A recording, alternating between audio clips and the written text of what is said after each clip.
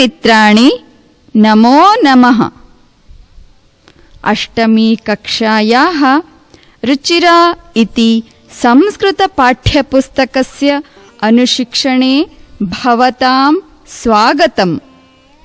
अद्य वयम् अष्टमपाठस्य द्वितीयं भागं पठामः। पाठस्य नाम अस्ति संसारसागरस्य नायकाः इति। पाठस्य प्रथमे भागे अस्माभिः पठितं यत् समाजे तडागानां निर्माणं कथं जातम्, केन विधिना तडागानां निर्माणं भवति स्म, कैः च तडागाः निर्मीयन्ते स्म इति अस्मिन् भागे पठामः। अधुना अग्रिमं वाक्यं पश्यामः। एतादृशानि कार्याणि कर्तुं ज्ञानस्य यो नूतनः प्रविधिः विकसितः तेन प्रविधिनापि पूर्वं सम्पादितम् एतत् कार्यं मापयितुं न केनापि प्रयतितम्। अस्य वाक्यस्य शब्दार्थान् पश्यन्तु। एतादृशानि इत्यत्र एतादृश इति अकारान्त नपुंसकलिङ्गशब्दः प्रथमा विभक्तिः बहुवचनं च वर्तते। एवं प्रकारकाणि इत्यर्थः। कार्याणि इत्यत्र कार्य इति अकारान्त नपुंसकलिङ्गशब्दः प्रथमा विभक्तिः बहुवचनं च वर्तते। कृत्यानि इत्यर्थः। कर्तुम् इत्यत्र कृ इति धातुः तुमुन् प्रत्ययः च वर्तते। एतत् अव्ययपदम् अस्ति। करणार्थम् इत्यर्थः। ज्ञानस्य इत्यत्र ज्ञान इति अकारान्त नपुंसकलिङ्गशब्दः षष्ठी विभक्तिः एकवचनं च वर्तते। अर्थात् विद्यायाः अथवा विवेकस्य। नूतनः इत्यत्र नूतन इति अकारान्त पुल्लिङ्गशब्दः प्रथमा विभक्तिः एकवचनं च अस्ति। नवीनः इत्यर्थः। एतत् विशेषणपदम् अस्ति। प्रविधिः इत्यत्र प्रविधि इति इकारान्त पुल्लिङ्गशब्दः प्रथमा विभक्तिः एकवचनम् अस्ति। पद्धतिः इत्यर्थः। विकसितः इत्यत्र वि उपसर्गः कस् धातोः क्त प्रत्ययः। उत्पन्नः इत्यर्थः। तेन इत्यत्र तद् इति दकारान्त सर्वनामशब्दः पुल्लिङ्गं तृतीया विभक्तिः एकवचनं च अस्ति। अर्थात् प्रविधिना। सम्पादितम् इत्यत्र सम् उपसर्ग पद् इति धातोः त प्रत्ययः। अर्थात् जातम् अथवा कृतम्। एतत् इत्यत्र एतद् इति दकारान्त सर्वनामशब्दः नपुंसकलिङ्गं प्रथमा विभक्तिः एकवचनं च अस्ति। इदम् इत्यर्थः। कार्यम् इत्यत्र कार्य इति अकारान्त नपुंसकलिङ्गशब्दः प्रथमा विभक्तिः एकवचनं च अस्ति। अर्थात् तडागनिर्माणकार्यम्। मापयितुम् इत्यत्र मा धातुः णिच् तथा तुमुन् प्रत्ययौ स्तः। मापनार्थम् इत्यर्थः। केनापि इत्यत्र केन अपि इति विच्छेदः।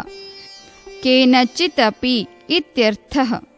केन इत्यत्र किम् इति मकारान्त सर्वनामशब्दः पुल्लिङ्गं तृतीया विभक्तिः एकवचनं च अस्ति। अपि इति अव्ययपदम् अस्ति। भी इति हिन्द्यर्थः। प्रयतितम् इत्यत्र प्र उपसर्गः यत् धातोः क्त प्रत्ययः च वर्तते। प्रयत्नः कृतः इत्यर्थः।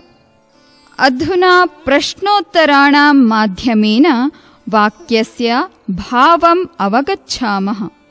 न प्रयतितम् अर्थात् प्रयत्नः न कृतः। केन न प्रयतितम्? केनापि न प्रयतितम्। किं कर्तुं केनापि न प्रयतितम्? मापयितुं न केनापि प्रयतितम्। किं मापयितुं केनापि न प्रयतितम्? एतत् कार्यं मापयितुं न केनापि प्रयतितम्। कीदृशम् एतत् कार्यं मापयितुं न केनापि प्रयतितम्? सम्पादितम् एतत् कार्यं मापयितुं न केनापि प्रयतितम्। कदा सम्पादितम् एतत् कार्यं मापयितुं न केनापि प्रयतितम्? पूर्वं सम्पादितम् एतत् कार्यं मापयितुं न केनापि प्रयतितम्। केन पूर्वं सम्पादितम् एतत् कार्यं मापयितुं न केनापि प्रयतितम्? प्रविधिनापि पूर्वं सम्पादितम् एतत् कार्यं मापयितुं न केनापि प्रयतितम्। केन प्रविधिनापि पूर्वं सम्पादितम् एतत् कार्यं मापयितुं न केनापि प्रयतितम्? विकसितेन प्रविधिनापि पूर्वं सम्पादितम् एतत् कार्यं मापयितुं न केनापि प्रयतितम्। कस्य नूतनः प्रविधिः विकसितः? ज्ञानस्य नूतनः प्रविधिः विकसितः। किं कर्तुं ज्ञानस्य नूतनः प्रविधिः विकसितः? कार्याणि कर्तुं ज्ञानस्य नूतनः प्रविधिः विकसितः। कीदृशानि कार्याणि कर्तुं ज्ञानस्य नूतनः प्रविधिः विकसितः? एतादृशानि कार्याणि कर्तुं ज्ञानस्य नूतनः प्रविधिः विकसितः। एतादृशानि कार्याणि कर्तुं ज्ञानस्य यः नूतनः प्रविधिः विकसितः तेन प्रविधिना किं न प्रयतितम्? एतादृशानि कार्याणि कर्तुं ज्ञानस्य यो नूतनः प्रविधिः विकसितः तेन प्रविधिनापि पूर्वं सम्पादितम् एतत् कार्यं मापयितुं न प्रयतितम्। अधुना अग्रिमं वाक्यं पश्यामः। अद्य ये अज्ञातनामानः वर्तन्ते पुरा ते बहुप्रथिताः आसन्। इदानीम् अस्य वाक्यस्य शब्दार्थान् पश्यन्तु। अद्य इति अव्ययपदम् अस्ति। वर्तमानकाले इत्यर्थः। ये इत्यत्र यद् इति दकारान्तसर्वनामशब्दः पुल्लिङ्गं प्रथमा विभक्तिः बहुवचनं च अस्ति। जो इति हिन्द्यर्थः। अज्ञातनामानः इत्यत्र अज्ञातनामन् इति नकारान्तपुल्लिङ्गशब्दः प्रथमा विभक्तिः बहुवचनं च अस्ति। अपरिचितनामकाः इत्यर्थः। वर्तन्ते इत्यत्र वृत् धातुः आत्मनेपदं लट् लकारः प्रथमपुरुषः बहुवचनं च अस्ति। सन्ति इत्यर्थः। पुरा इति अव्ययपदं वर्तते। प्राचीने काले इति अर्थः। ते इत्यत्र तद् इति दकारान्तपुल्लिङ्गशब्दः प्रथमा विभक्तिः बहुवचनं च अस्ति। अर्थात् अज्ञातनामानः।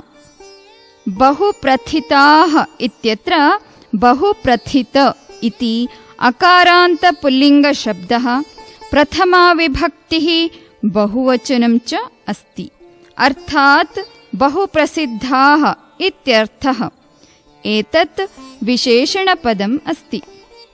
आसन् इत्यत्र अस् धातुः लङ् लकारः प्रथमपुरुषः बहुवचनं च अस्ति। अभवन् इत्यर्थः। अर्थे इति हिन्द्यर्थः। अधुना प्रश्नोत्तराणां माध्यमेन वाक्यस्य भावम् अवगच्छामः। आसन् अर्थात् अभवन्। के आसन्? ते आसन्। ते इति पदं कस्मै प्रयुक्तम्? ते इति पदम् अज्ञातनामभ्यः प्रयुक्तम्। ते अज्ञातनामानः कीदृशाः आसन्? ते अज्ञातनामानः बहुप्रथिताः आसन्। ते अज्ञातनामानः कदा बहुप्रथिताः आसन्? ते अज्ञातनामानः पुरा बहुप्रथिताः आसन्। पुरा ये बहुप्रथिताः आसन्, अद्य ते कीदृशाः वर्तन्ते? पुरा ये बहुप्रथिताः आसन्, अद्य ते अज्ञातनामानः वर्तन्ते। वाक्ये आसन् इति क्रियापदस्य कर्ता कः? वाक्ये आसन् इति क्रियापदस्य कर्ता ते इति अस्ति। इदानीम् अग्रिमं वाक्यं पश्यामः। अशेषे हि देशे तडागाः निर्मीयन्ते स्म। निर्मातारोऽपि अशेषे देशे निवसन्ति स्म। आदौ शब्दार्थान् पश्यामः। अशेषे इत्यत्र अशेष इति अकारान्तपुल्लिङ्गशब्दः, सप्तमी विभक्तिः, एकवचनं च अस्ति। समग्रे अथवा सम्पूर्णे इत्यर्थः। हि इति अव्ययपदम् अस्ति। निश्चयेन इत्यर्थः। देशे इत्यत्र देश इति अकारान्तपुल्लिङ्गशब्दः, सप्तमी विभक्तिः, एकवचनं च अस्ति। राष्ट्रे इत्यर्थः। तडागाः इत्यत्र तडाग इति अकारान्तपुल्लिङ्गशब्दः, प्रथमा विभक्तिः, बहुवचनं च अस्ति। सरोवराः इत्यर्थः। निर्मीयन्ते इत्यत्र निर् उपसर्गः, मा इति धातुः, लट् लकारः, कर्मणि प्रथमपुरुषः, बहुवचनं च अस्ति। निर्माणं क्रियन्ते इत्यर्थः। स्म इति भूतकालार्थबोधकम् अव्ययपदम् अस्ति। निर्मातारः इत्यत्र निर्मातृ इति ऋकारान्तपुल्लिङ्गशब्दः, प्रथमा विभक्तिः, बहुवचनं च अस्ति। निर्माणकर्तारः इत्यर्थः। निवसन्ति इत्यत्र नि उपसर्गः, वस् धातुः, लट् लकारः, प्रथमपुरुषः, बहुवचनं च वर्तते। वासं कुर्वन्ति इत्यर्थः। अधुना प्रश्नोत्तराणां माध्यमेन वाक्यस्य भावम् अवगच्छामः। निर्मीयन्ते स्म अर्थात् निर्माणं क्रियन्ते स्म। के निर्मीयन्ते स्म? तडागाः निर्मीयन्ते स्म। तडागाः कुत्र निर्मीयन्ते स्म? तडागाः देशे निर्मीयन्ते स्म। कीदृशे देशे तडागाः निर्मीयन्ते स्म? अशेषे हि देशे तडागाः निर्मीयन्ते स्म। निर्मीयन्ते इति क्रियापदस्य कर्म किं वर्तते? निर्मीयन्ते इति क्रियापदस्य कर्म तडागाः इति वर्तन्ते। निवसन्ति स्म, निवासं कुर्वन्ति स्म। के निवसन्ति स्म? निर्मातारः निवसन्ति स्म। निर्मातारः कुत्र निवसन्ति स्म? निर्मातारः देशे निवसन्ति स्म। निर्मातारः कीदृशे देशे निवसन्ति स्म? निर्मातारः अशेषे देशे निवसन्ति स्म। वाक्ये निवसन्ति इति क्रियापदस्य कर्तृपदं किम् अस्ति? वाक्ये निवसन्ति इति क्रियापदस्य कर्तृपदं निर्मातारः इति अस्ति। केषां निर्मातारः अशेषे देशे निवसन्ति स्म? तडागानां निर्मातारः अशेषे देशे निवसन्ति स्म। तडागनिर्मातॄणां नाम किम् आसीत् इति अग्रिमे वाक्ये पश्यामः। गजधरः इति सुन्दरः शब्दः तडागनिर्मातॄणां सादरं स्मरणार्थम्। अधुना अस्य वाक्यस्य शब्दार्थान् अवगच्छामः। गजधरः इत्यत्र अकारान्तपुल्लिङ्गशब्दः, प्रथमा विभक्तिः, एकवचनं च अस्ति। गजपरिमाणधारकः इत्यर्थः। इति एतत् अव्ययपदम् अस्ति, अर्थात् इत्थम् अथवा एवम्। सुन्दरः इत्यत्र सुन्दर इति अकारान्तपुल्लिङ्गशब्दः, प्रथमा विभक्तिः, एकवचनं च अस्ति। शोभनः इत्यर्थः।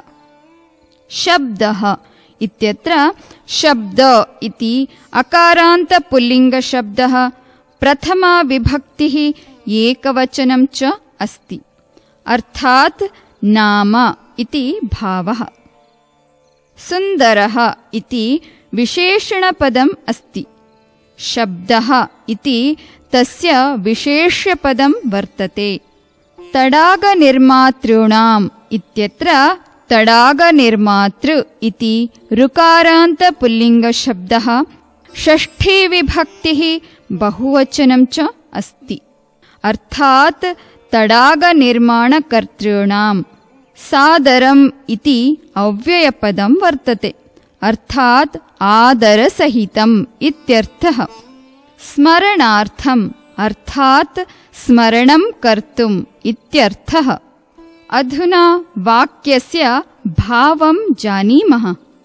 वर्तते अर्थात् अस्ति। किमर्थं वर्तते? स्मरणार्थं वर्तते। कथं स्मरणार्थं वर्तते? सादरं स्मरणार्थं वर्तते। कः सादरं स्मरणार्थं वर्तते? शब्दः सादरं स्मरणार्थं वर्तते। कीदृशः शब्दः सादरं स्मरणार्थं वर्तते? सुन्दरः शब्दः सादरं स्मरणार्थं वर्तते। कः सुन्दरः शब्दः सादरं स्मरणार्थं वर्तते? गजधरः इति सुन्दरः शब्दः सादरं स्मरणार्थं वर्तते। गजधरः इति सुन्दरः शब्दः केषां स्मरणार्थम् अस्ति? गजधरः इति सुन्दरः शब्दः तडागनिर्मातॄणां सादरं स्मरणार्थं वर्तते। वाक्ये सुन्दरः इति विशेषणपदस्य विशेष्यपदं किम् अस्ति? वाक्ये सुन्दरः इति विशेषणपदस्य विशेष्यपदं शब्दः इति अस्ति। अग्रिमं वाक्यं पश्यन्तु। राजस्थानस्य केषुचित् भागेषु शब्दोऽयम् अद्यापि प्रचलति। इदानीम् अस्य वाक्यस्य शब्दार्थान् जानीमः। राजस्थानस्य इत्यत्र राजस्थान् इति अकारान्तपुल्लिङ्गशब्दः, षष्ठी विभक्तिः, एकवचनं च अस्ति, अर्थात् राजस्थानप्रान्तस्य इत्यर्थः। केषुचित् इति अव्ययपदम् अस्ति, अर्थात् कुछ एक इति हिन्द्यर्थः।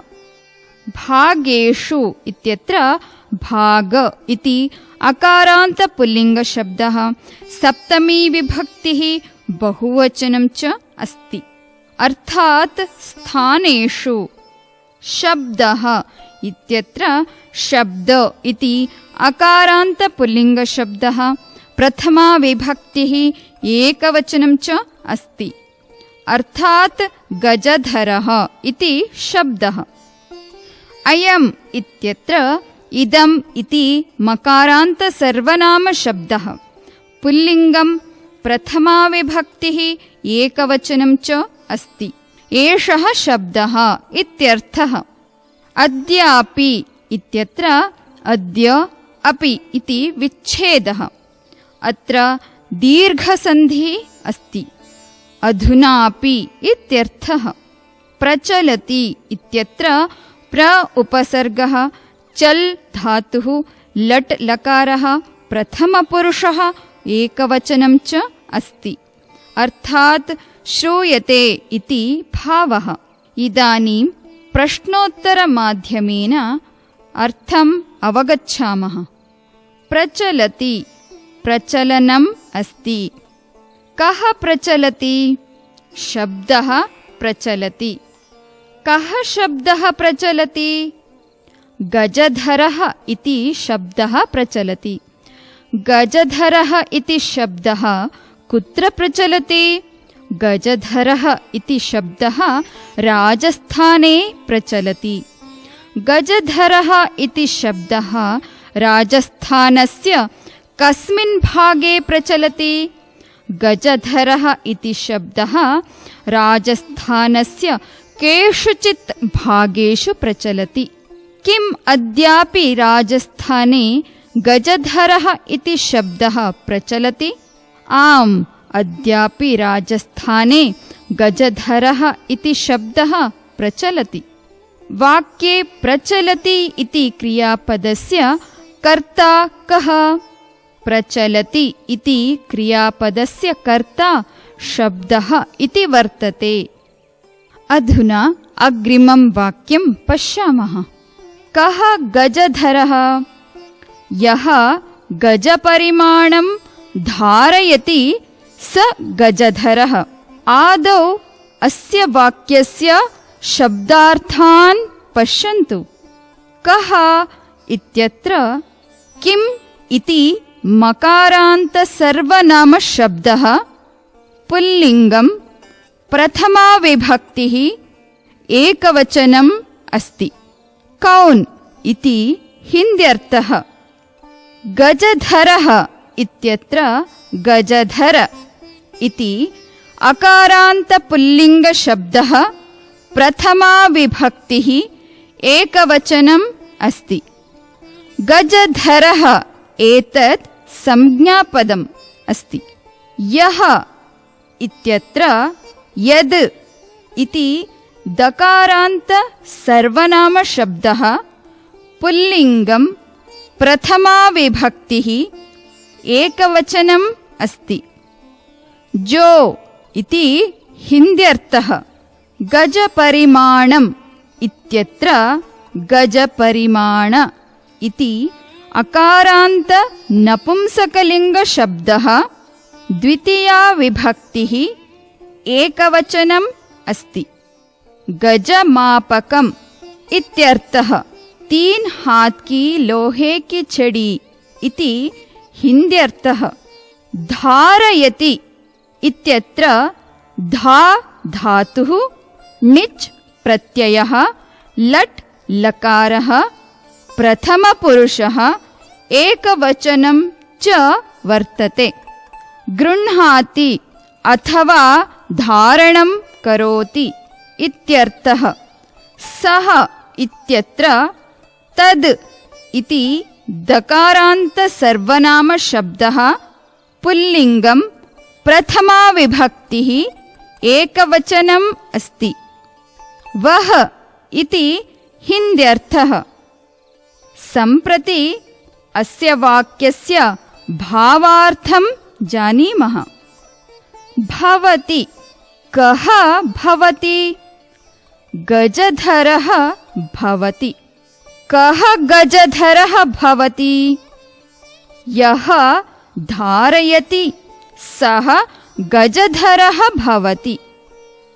यः गजधरः भवति सः किं धारयति? यः गजपरिमाणं धारयति सः गजधरः भवति। वाक्ये धारयति इति क्रियापदस्य कर्तृपदं किं वर्तते? धारयति इति क्रियापदस्य कर्तृपदं यः इति सर्वनामपदं वर्तते। अग्रिमं वाक्यं पश्यन्तु। गजपरिमाणम् एव मापनकार्ये उपयुज्यते। एव इति निश्चयार्थबोधकम् अव्ययपदं वर्तते। हि इति हिन्द्यर्थः। मापनकार्ये इत्यत्र मापनकार्य इति अकारान्तनपुंसकलिङ्गशब्दः सप्तमी विभक्तिः एकवचनम् अस्ति। मापनस्य कार्ये इत्यर्थः। उपयुज्यते इत्यत्र उपसर्गः युज् धातुः लट् लकारः प्रथमपुरुषः एकवचनं वर्तते। उपयोगः क्रियते इत्यर्थः। अधुना प्रश्नोत्तराणां माध्यमेन भावम् अवगच्छामः। उपयुज्यते अर्थात् उपयोगः क्रियते। किम् उपयुज्यते? गजपरिमाणम् उपयुज्यते। गजपरिमाणं कस्मिन् कार्ये उपयुज्यते? गजपरिमाणं मापनकार्ये उपयुज्यते। किं गजपरिमाणम् एव मापनकार्ये उपयुज्यते? आम्, गजपरिमाणम् एव मापनकार्ये उपयुज्यते। इदानीम् अग्रिमं वाक्यं पश्यामः।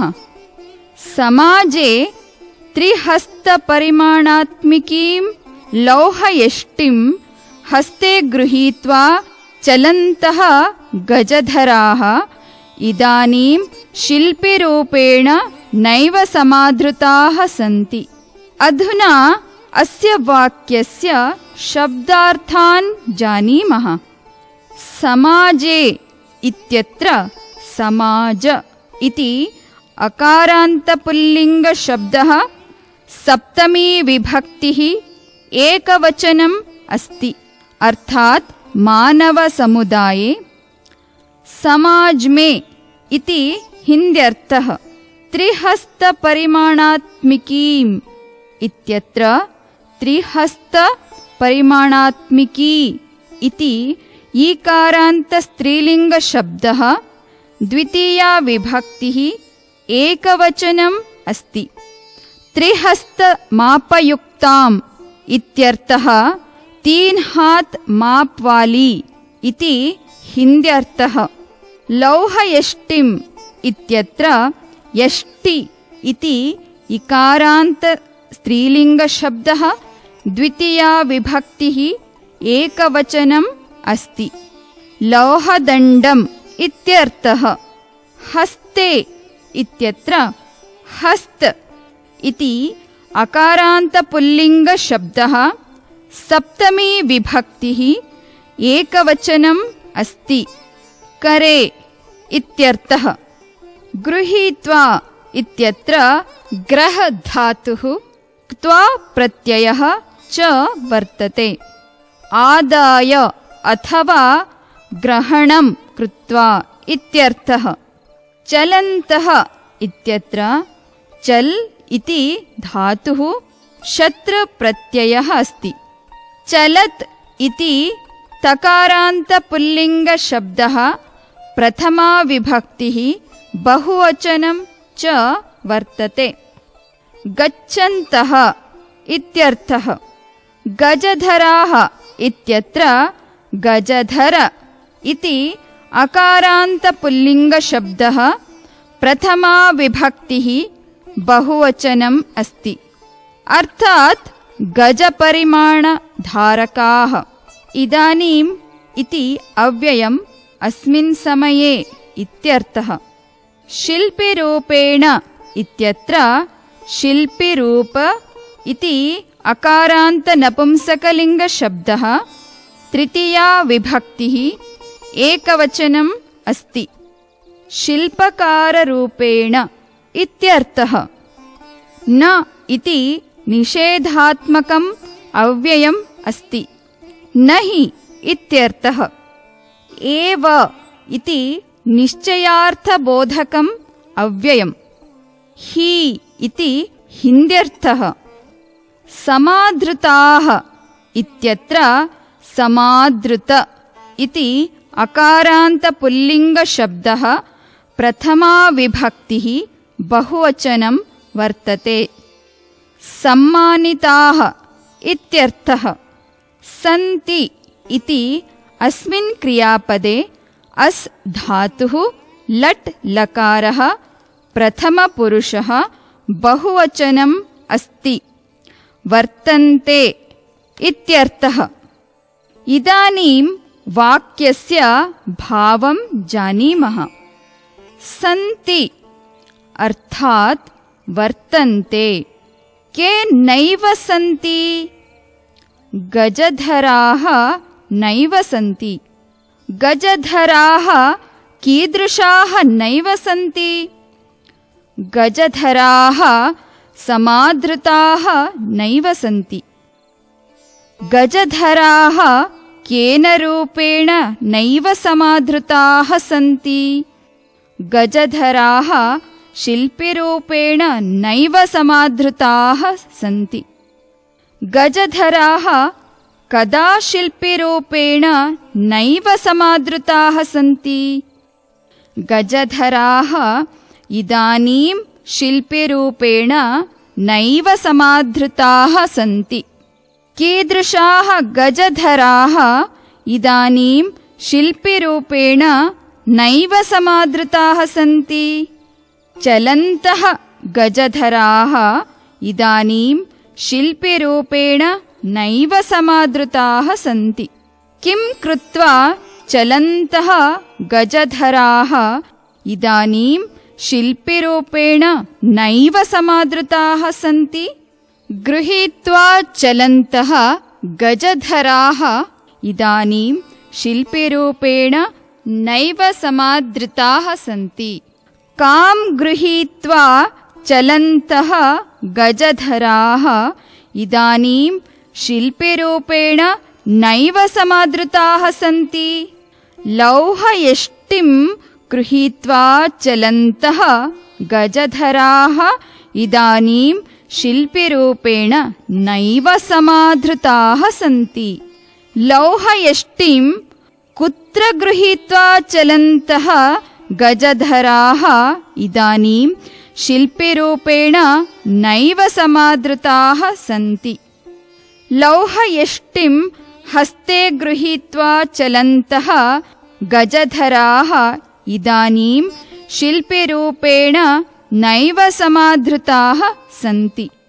कीदृशीं लौहयष्टिं हस्ते गृहीत्वा चलन्तः गजधराः इदानीं शिल्पिरूपेण नैव समाधृताः सन्ति?